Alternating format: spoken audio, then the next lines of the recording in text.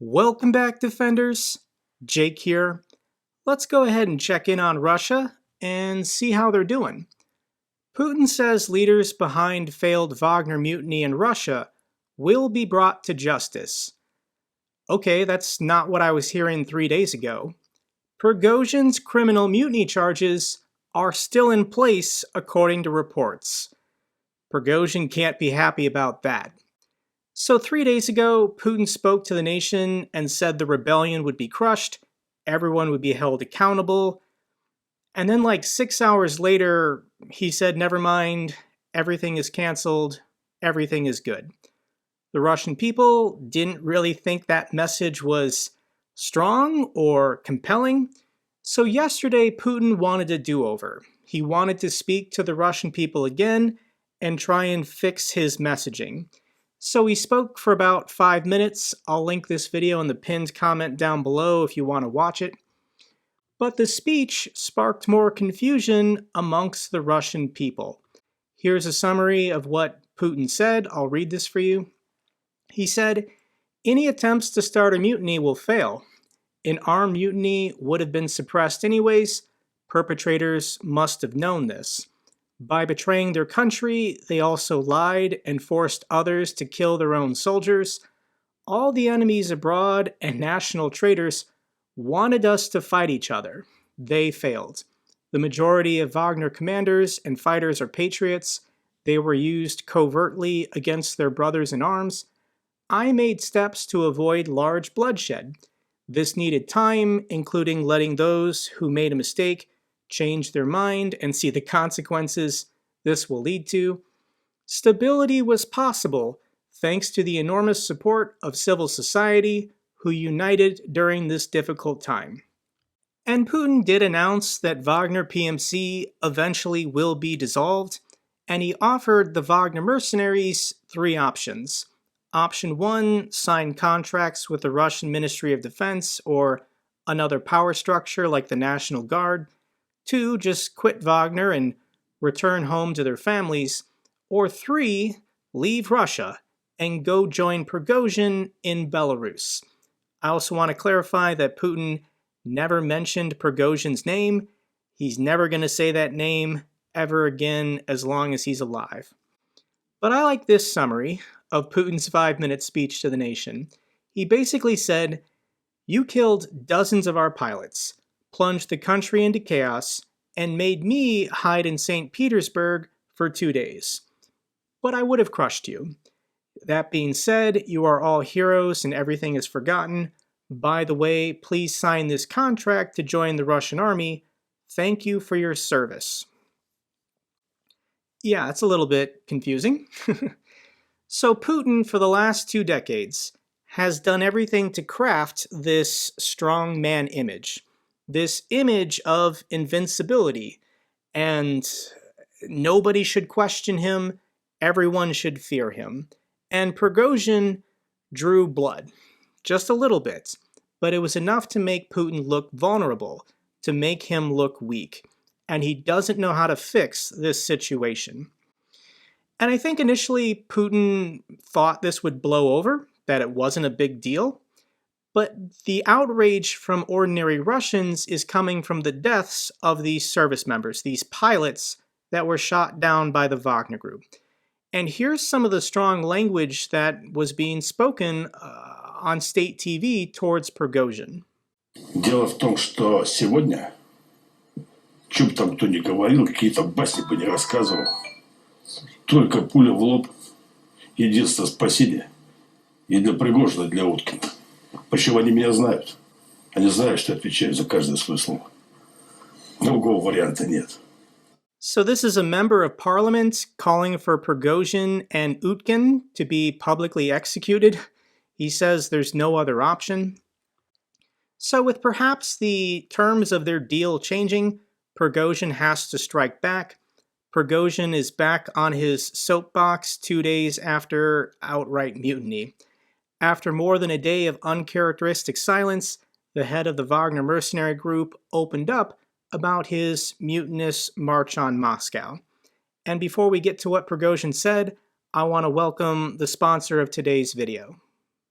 I am so excited to be partnering with the sponsor of today's video that I'm actually the one who reached out to them. The company's name is Displate, and Displate sells high-quality metal posters that you can easily hang on your wall with magnets. Displate works with countless independent artists, as well as established brands like Star Wars, Marvel, DC Comics, Dungeons & Dragons, Magic the Gathering. But the reason I wanted to partner with Displate is what they're doing to help support Ukraine. Displate is a company based out of Poland, and here is a press release they put out last year. Displate for PAH. This stands for the Polish Humanitarian Action. How we help the Ukraine aid effort through art. At Displate, we are not indifferent to the war in Ukraine. In addition to a number of in-house initiatives, we also launched a campaign where, together with artists from Poland and abroad, we're saying a clear no to violence using the language that for years has been the most appealing to us, the language of art. By purchasing works from the Stand With Ukraine collection, you are helping Ukraine. All profits from the sale of these designs are donated to the Polish Humanitarian Action. So on Displate's website, I've set up a store. If you use my link, you can easily find the Stand With Ukraine collection. It's located right here. In addition, all the money I'm making from today's sponsorship, minus taxes and fees, I will be donating to individuals and organizations committed to helping Ukraine win this war. So here's the collection, and let me share with you what one of these plates looks like. They come in 3 different sizes, medium, large, and extra large. You can also get a matte finish or a gloss finish. Once again, really high quality product. This is what the back of the poster looks like. They're all inspected and signed to make sure that it's the best quality. The metal is actually bent around the edges and the sides. Feels really nice. I'm also going to do something I've never done for you guys and rotate my camera because I want to share with you the 3 displays that I now have hanging in my office. So I've got President Zelensky up there, the pillar in Maidan Square, and I've got a Ghost of Kyiv poster. They're pretty awesome. How it works with the magnets, there's a protective leaf you put on the drywall and paint to protect the paint. The magnet goes on top of that. 2 magnets is enough to hang one of these giant metal posters. I absolutely love this product. I personally will be buying more. If you want to check out Displate, head over to my store /JakeBro. When checking out, be sure to use my code so they know I sent you, JakeBro. You can get 20% off your first 2 displays or 30% off if you buy 3 or more. Thank you so much to Displate for sponsoring today's video. The really weird thing about this whole rebellion is that the Wagner Group's operations went back to normal the next day. Wagner recruiting centers reopened in Russia. Their headquarters in St. Petersburg was raided by the FSB, but the next day, secretaries returned to work, answering the phone calls. That's just really bizarre. And the reason why is because Wagner PMC is Russia's expeditionary force. The Russian Ministry of Defense doesn't go abroad, but the Wagner PMC does. Wagner is the group that controls all the gold and diamond mines in Africa, and they funnel that money back to the Kremlin. So the Kremlin can't just shut them down or declare them all criminals. They want these operations and assets. They want that money. So they're going to continue letting Wagner operate as normal in the short term, though I'm sure over the coming months they're going to rebrand, they're going to transition, they're going to outlaw any mention of this group. So Prigozhin released an audio file yesterday that was 11.5 minutes long, trying to clarify his march for justice. And here's a summary of what he said. He said that Wagner PMC was going to cease to exist on July 1st due to the manipulations of the Ministry of Defense. Sergey Shoigu gave an order that everyone belonging to a mercenary group had to sign a contract with the Russian MOD to fall under their chain of command. Prigozhin didn't like that.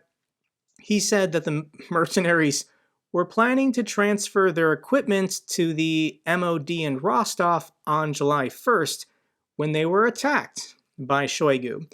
Prigozhin says that 30 of his mercenaries died. Was this a real event? I think it's fake, but if this was a real event, why is Putin and Shoigu and other people not talking about it? Aren't these Russian citizens and Russian soldiers that died in this incident? Was it fake or was it real? Nobody cares. Their Justice March, as Prigozhin calls it, had demonstrated huge problems with security in Russia. So Prigozhin is arguing, you guys should thank me. I just exposed serious weaknesses in Russia's defense, and now we can take steps to correct it. Prigozhin says the Russian people support Wagner and wanted them to continue. Mercenaries did not intend to overthrow the regime in Russia, just the, defense ministers Shoigu and Gerasimov. So Prigozhin was very careful not to directly name or criticize Putin. Perhaps that wasn't his objective. Here's an interesting analysis from Tatiana Stananovia, and I like her interpretation a little bit. It does kind of make sense. But she argues that Prigozhins' rebellion wasn't a bid for power or an attempt to overtake the Kremlin. It arose from a sense of desperation. Prigozhin was forced out of Ukraine and found himself unable to sustain Wagner the way he did before. Prigozhin's objective was to draw Putin's attention and to impose a discussion about conditions to preserve his activities, a defined role, security, and funding. Basically, Putin wasn't answering Prigozhin's phone calls anymore, wasn't talking to him, and Prigozhin feared he was on the out and out. So he decided to make this move against Shoigu and Gerasimov, hoping that Putin would take his side or allow him to continue as is. When Putin made the televised address declaring Prigozhin a rebel who needed to be destroyed, that gave Prigozhin second thoughts about continuing, his march to Moscow. I don't really buy that argument entirely. It is true. He was being pushed out. He was being marginalized. Putin was ignoring him. But I still think that Prigozhin has larger aspirations, and he only would have stopped his rebellion if he had gotten security guarantees from the FSB. Putin wants Prigozhin dead, and the only way Prigozhin can be killed is if the FSB finds him and gets to him, poisons him, or throws him out a window. So Prigozhin never would have stopped unless he got a guarantee from the power players in the FSB that they aren't going to assassinate him in the next couple months. And I think somebody at the FSB convinced Prigozhin to stand down and told him, we might be able to use you in the next administration. I think the FSB has already made up their minds that they're going to replace Putin in the next presidential election. All the elections are rigged, so the FSB already knows who's going to win. And whether Prigozhin's the candidate or not, it could be an FSB insider they're going to have replace Putin. Prigozhin can be brought into this new administration, chief of staff or minister of defense. So Prigozhin was told, just wait 8 months. Wait until March of 2024, and you can, come back from exile in Belarus, be brought into this new government, be given an important role if you just don't burn down Moscow this week. Here's the joke online. Belarusian media reports say Prigozhin is seen at the Green City Hotel in Minsk, the only high-rise in town where windows don't open. People online have been saying that Prigozhin was bought off and that Putin just gave him a bunch of money. But this isn't necessary. Prigozhin is already a billionaire. The guy's company literally owns gold and diamond mines in Africa. This guy is not motivated by money, he's motivated by power. He wants to be infamous. He wants to be known the world over. And it's happening. A year and a half ago, I didn't know who this guy was. I didn't care. And now I know about him. Now I have an opinion of him. That's what Prigozhin wants. And it's also possible that threats to Wagner leaders' families preceded the mutiny stand-down. I'm sure Prigozhin took steps to protect his family. But what about his lieutenants? What about his commanders? Did he give them a heads up to warn their families and go into hiding? And he probably didn't. I'm sure that Putin was threatening the families of any of these Wagner mercenaries should they continue the mutiny. Here's a clip I just want to share with you. This is Prigozhin's daughter, and it's eerie how much she looks exactly like her father. Не знаю, первое, что приходит на ум, это то, что я вроде счастлива, что я тут со всеми знакомлюсь, трахаюсь, мучу. И так далее. And like all the children of the oligarchs in Russia, they're all kind of spoiled brats, and everyone in Russia hates them. So the intelligence services had already started sharing and posting pictures and videos of Prigozhin's daughter during the rebellion to create outrage and, weaken him, I guess. But what about Defense Minister Sergey Shoigu? Russian Defense Minister makes first appearance after the Wagner revolts. Putin decided to have a cabinet meeting and to film it so that the Russian people know business is going on like normal. Let me share this 20-second clip of the meeting. Так мы с вами видим, что в этом совещании участвует глава президентской администрации, генеральный прокурор, министр обороны, секретарь Совета Безопасности, директор Федеральной службы безопасности, директор Федеральной службы охраны, министр внутренних дел, глава Росгвардии и глава Следственного комитета России. Следим вместе с вами за событиями.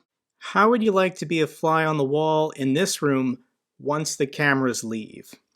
And this is what the atmosphere and mood in that room looked like. Here's a picture of Defense Minister Sergey Shoigu. This guy is a billionaire.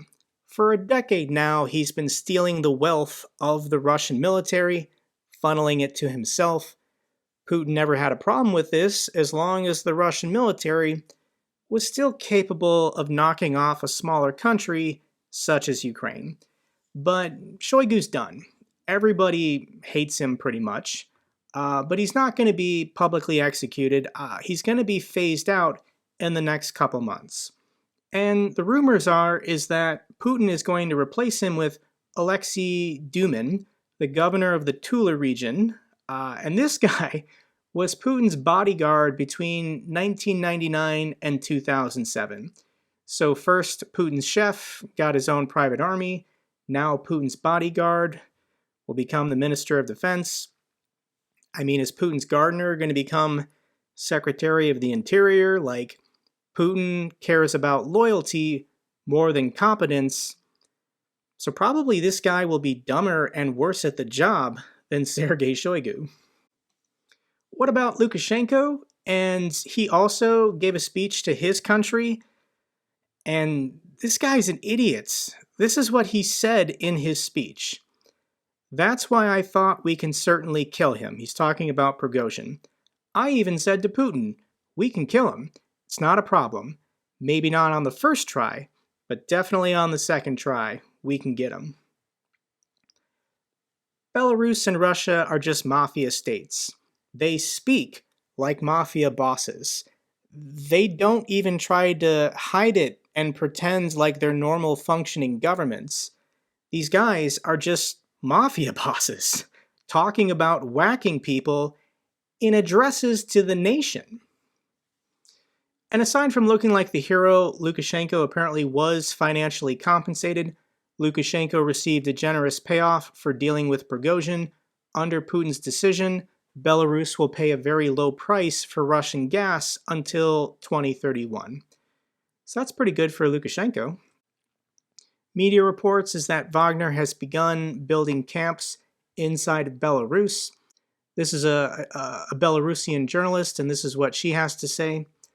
There's no confirmation of Wagner's presence in Belarus, but I'm a Belarusian. I'm genuinely scared. Lukashenko can ask them to support him if protests or an internal coup happen. Neither seems realistic now, but still. It's a threat to our neighbors and to our future democracy. So why would Lukashenko want the Wagner PMC, potentially thousands of Russian soldiers, in his country? And it's to protect him from a popular uprising or maybe a military coup or whatever. But if the Wagner PMC depends on Lukashenko for safe sanctuary, they have an incentive to protect him, and Lukashenko now has an incentive to, treat them like valued guests in his country. And if you want the opinion of Gherkin, Gherkin is calling for Putin to resign. This is Gherkin right here at the podium, speaking at some kind of event. And this is what Gherkin said. If the president does not accept responsibility to the people for waging a large and serious war, how can we expect any other officials to be held accountable for their actions? If the current president is not ready to take the lead in putting the country on a war footing, if he is not ready for the powers of Supreme Commander-in-Chief, then he simply needs to hand them over. But I emphasize only in a legal way to someone who is capable of such hard work. So Gherkin is an ultranationalist. He wants to see Ukraine destroyed. His position is that Putin is not going far enough. Putin is too indecisive and weak to get the job done. So how is Gherkin able to call for Putin's resignation and stay alive? It's because the FSB is protecting him. So where's Ukraine factor into all of this? And Ukraine is just going to continue doing what they do best, and that is liberating territory. Another village has been liberated in the Donetsk Oblast by the name of Rivnopil.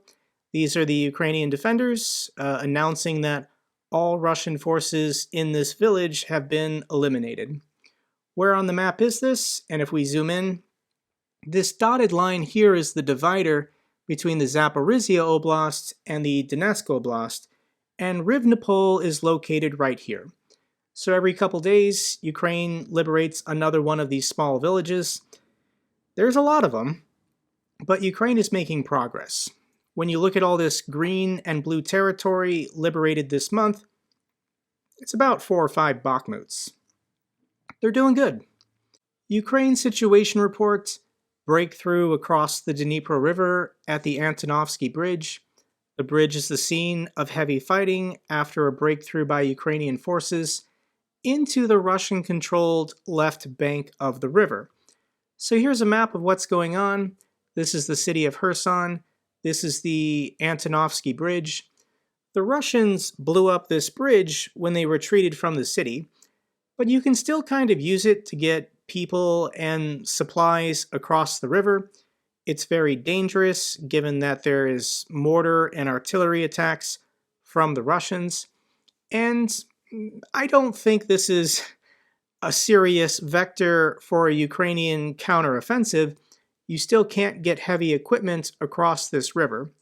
But I think Ukraine is going to continue applying pressure in the Kherson region to stop the redeployment of Russian soldiers from Kherson to Zaporizhia. So this is, a smash and grab operation.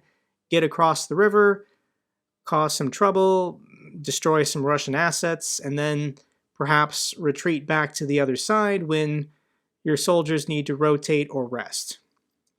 It's interesting. Now, concerning the Zaporizhia nuclear power plant, I do believe that Ukraine has done everything they can think of to draw attention to this crisis and raise awareness to the world, but frankly, the governments of the world are failing to react. If Russia wants to blow up this nuclear power plant when they retreat from the Kherson and Zaporizhia region, They're just going to do it. And then the consequences will have to be dealt with. Will this trigger Article 5 of the NATO Charter, given that radiation will fall on Romania, Bulgaria, and Turkey? I mean, that's a discussion that the NATO alliance is going to have when it occurs. It is possible that certain governments and militaries will respond and act even if NATO is not unified. Even if Viktor Orban in Hungary says blowing up a nuclear power plant and having radiation fall on my country isn't a big deal. I don't support NATO going to war over this. We'll know more in a month. Denmark accelerating F-16 retirement could benefit Ukraine.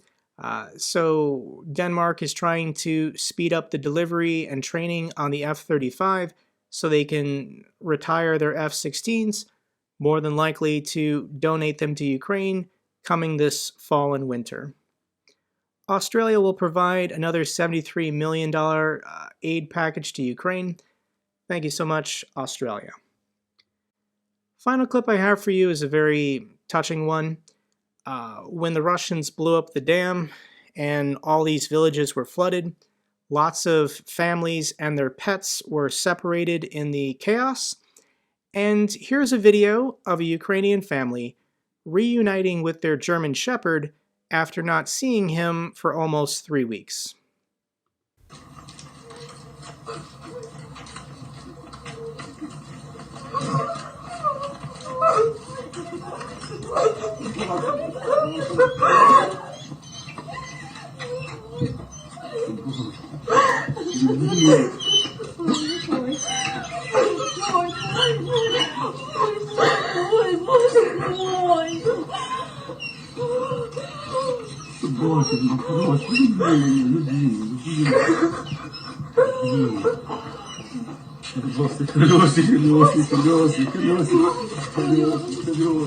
Боже, он упитался, бедный.